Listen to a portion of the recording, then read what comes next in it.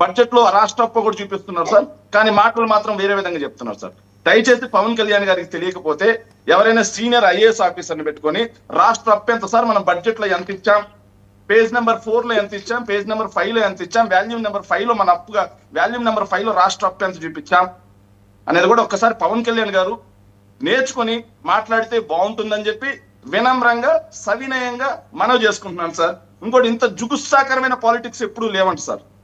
Sir 2014 నుంచి 19 మధ్యలో sir అసెంబ్లీలో బోండా ఉమా గారు పాతేస్తా నా కొడక అన్నప్పుడు సక్రమంగా ఉంది సార్, జుగుత్సాకరంగా లేవు సార్, అసలు జుగుత్సాకరంగా లేవు సార్. ఏదైతే సార్ మీ పవన్ కళ్యాణ్ గారు జూబ్లీహిల్స్ పోలీస్ స్టేషన్ నడుచుకుంటూ వెళ్ళి నారా లోకేష్ అండ్ టీం నా అమ్మని, మా తల్లిని, నా కుటుంబాన్ని దూషిస్తున్నారు అని చెప్పి ఫ్యాన్స్ అందరిని వేసుకుని సినిమాటిక్ స్టైల్ కేసు పెట్టారు కదా సార్, అప్పుడు జుగుత్సాకరంగా లేవు సార్.